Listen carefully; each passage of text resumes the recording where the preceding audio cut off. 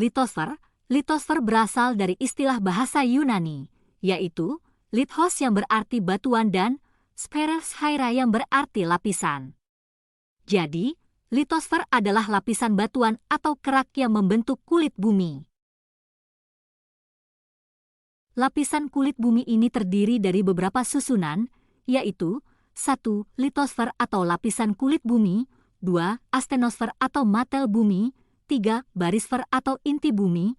Lapisan litosfer atau kulit bumi terdiri dari 2 lapisan, yaitu lapisan silisium magnesium dan silisium aluminium. Lapisan astenosfer atau mantel bumi terdiri dari 2 lapisan, yaitu mantel dalam dan mantel luar. Lapisan barisfer atau inti bumi terdiri dari 2 lapisan, yaitu inti dalam dan inti luar. Tenaga pembentuk litosfer. Tenaga pembentuk litosfer terdiri dari tenaga endogen dan tenaga eksogen. Tenaga endogen adalah tenaga yang berasal dari dalam bumi, sedangkan tenaga eksogen adalah tenaga yang berasal dari luar bumi. Tenaga endogen meliputi tektonisme, vulkanisme, seisme.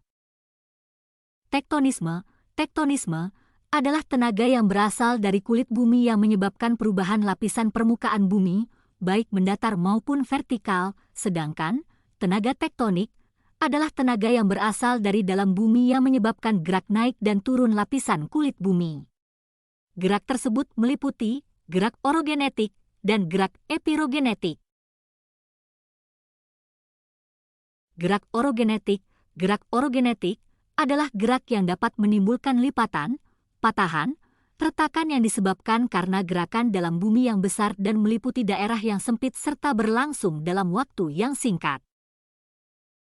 Lipatan adalah gerakan pada lapisan bumi yang tidak terlalu besar dan berlangsung dalam waktu yang lama, sehingga menyebabkan lapisan kulit bumi berkerut atau melipat. Kerutan atau lipatan bumi ini yang nantinya menjadi pegunungan. Jenis-jenis lipatan. Lipatan memiliki beberapa macam jenis, seperti 1. Lipatan tegak, 2. Lipatan miring, 3. Lipatan menggantung, 4.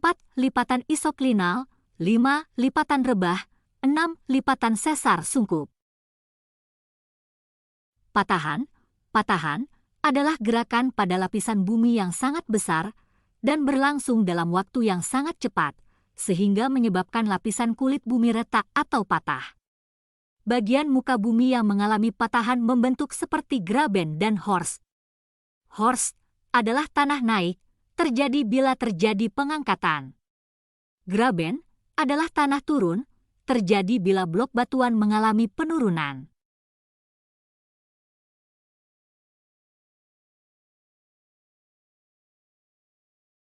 Gerak epirogenetik.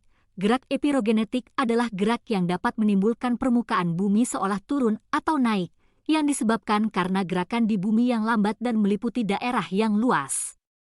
Gerak epirogenetik dibedakan menjadi 2, yaitu gerak epirogenetik positif dan gerak epirogenetik negatif. Gerak epirogenetik positif adalah gerakan permukaan bumi turun dan seolah-olah permukaan air laut naik, sedangkan gerak epirogenetik negatif adalah gerakan permukaan bumi seolah-olah permukaan bumi naik dan seolah-olah permukaan air laut turun.